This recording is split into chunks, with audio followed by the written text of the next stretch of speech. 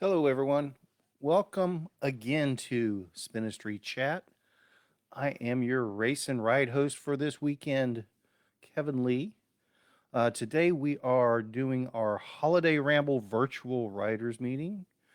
Uh, we are attempting to do this in one take without any editing. We aren't doing it live.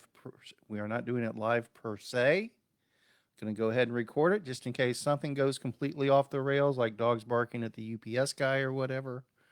But hopefully we can get this done in one shot because time is tight. We will make this as quick as viable. If you are attending the holiday ramble, uh, you'll probably want to pay pretty close attention to this. But again, we'll keep it as brief as we can. So, along those lines, this year's holiday ramble, because of COVID-19 restrictions, we are doing it in a wave format. That means we are starting groups of 10 or less approximately every 15 minutes. If you attended our most recent gravel grinder a couple weeks ago, we used that format. It worked very well. If you didn't attend that one, here's a quick overview of how the process will work, and I'll scroll down on the sign up page. So we have different distances that start every 15 minutes. There are some spots still available. Most of the 100K distances are filled up. I believe there's a 945 with a few spots left. But starting at 8 a.m., we have our longest distances. They'll go out earliest. Uh, Essentially, you show up 15 minutes prior to your wave time. So the first group starts at 8 a.m. They show up at 7:45. We will have no contact check-in where you'll pick up uh, your bar number, your racing number, your riding number. And even if you aren't racing, we need that number because when you get back at the end of your ride, you'll go through the timing arch and we'll know you are off the course.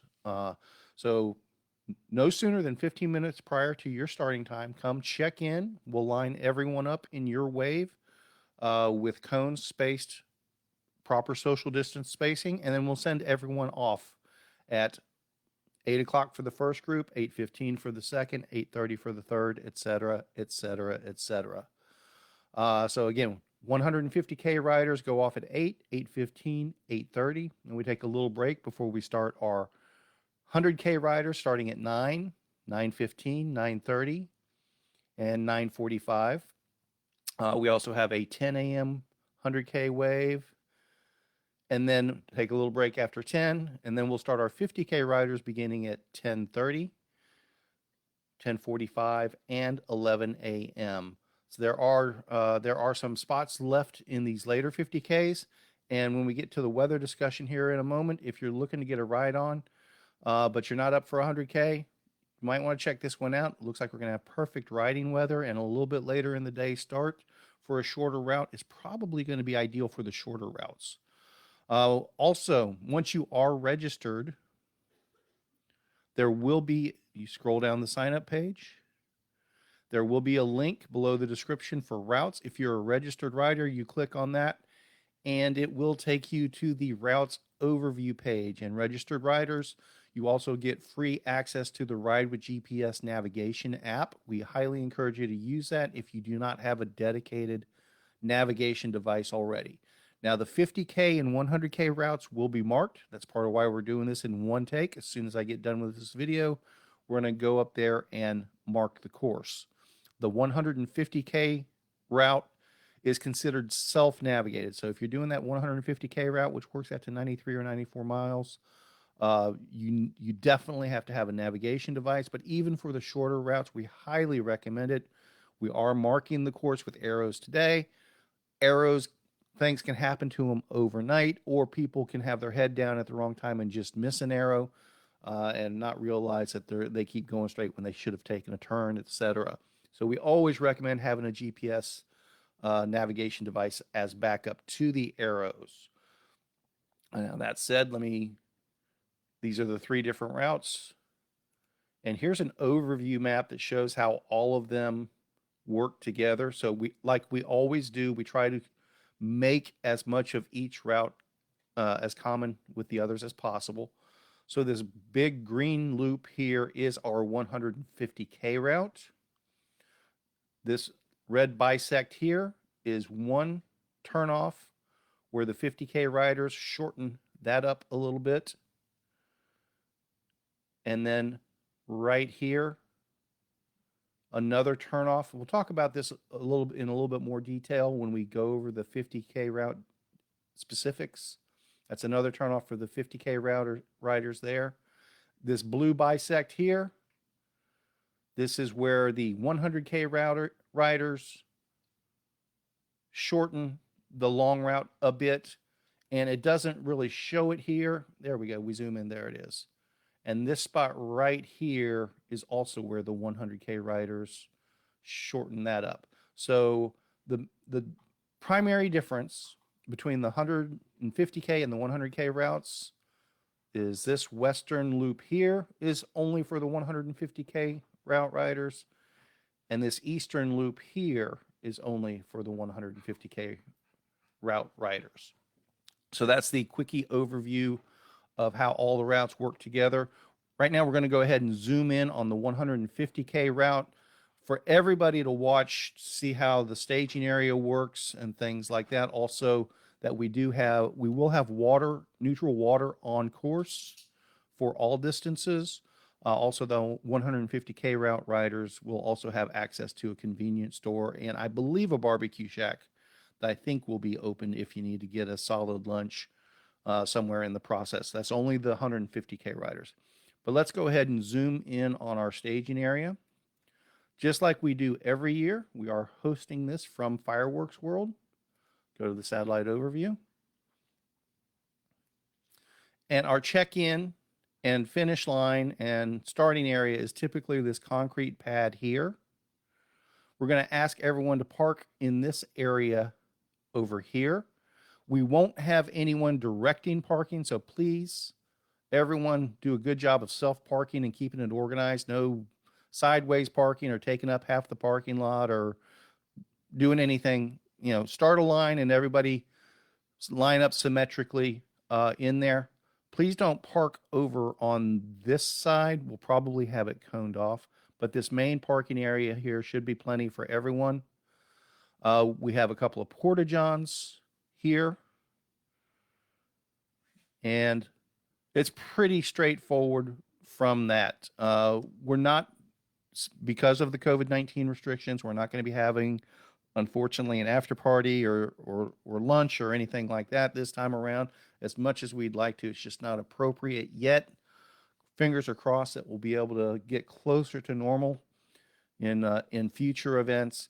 But definitely it does look like the virus is kind of going the wrong direction, at least for the short term. So we're not going to take any chances, and we do have to work within the guidelines and restrictions that are presented to us to be able to put on some event. This one's definitely about the journey. This one's definitely about the journey, and we're really excited about this route.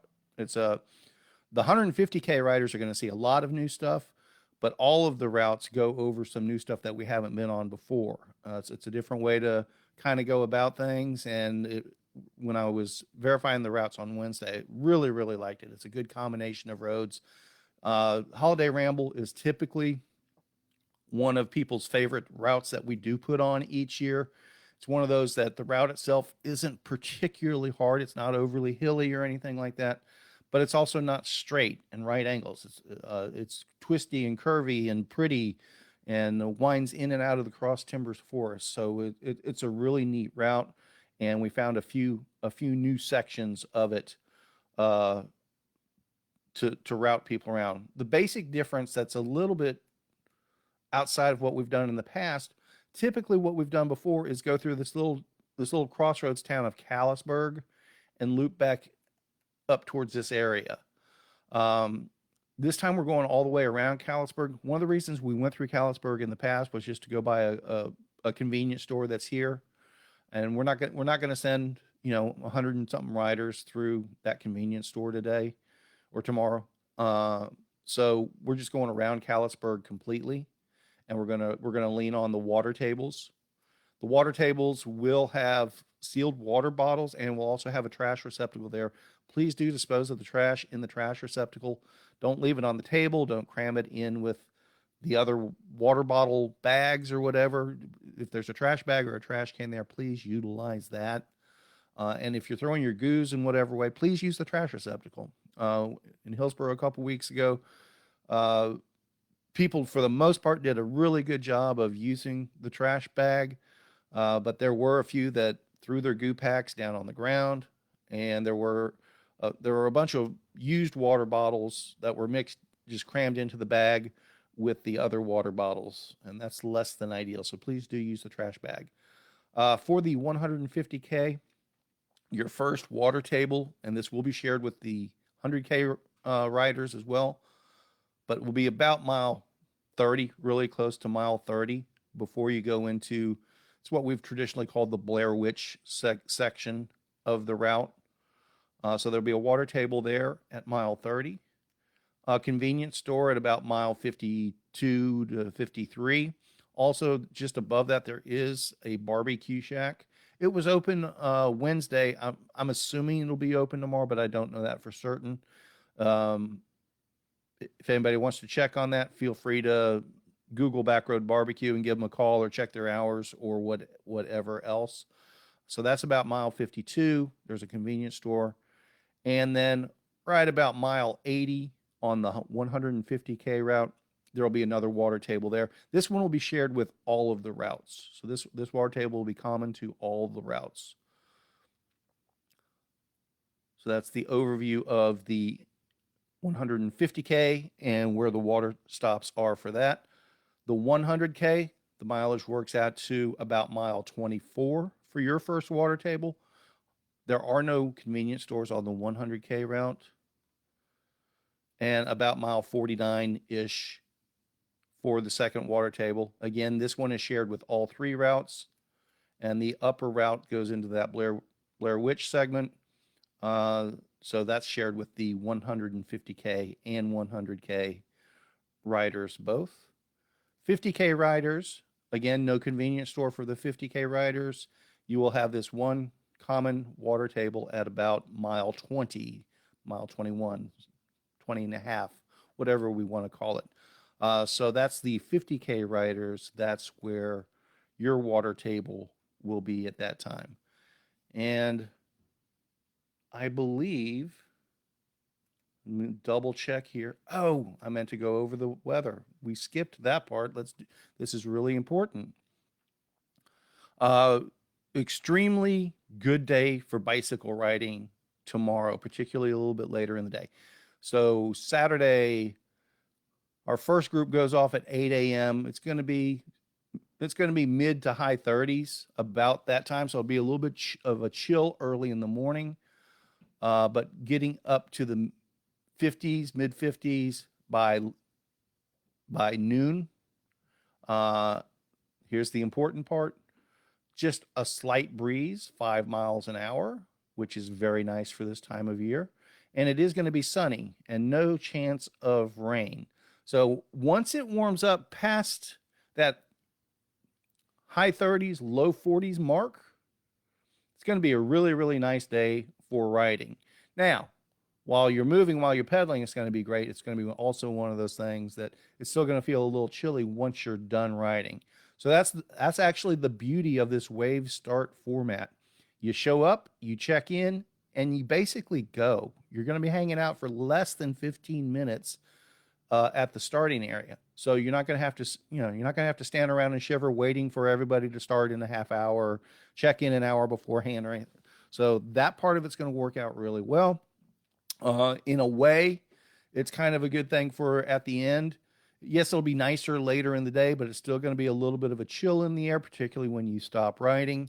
Since we're not having the after party this time around or the award ceremonies or anything like that, you'll finish your ride and pack up and go. As much as we'd love everyone to hang out and party and see everyone and socialize, it's just not an appropriate time for that. But the beauty of that is you finish your ride and you stay warm. You go home and catch a shower and fix a hot lunch or something like that. So that's the overview of the routes, the weather. If I missed anything, please add something to the comments.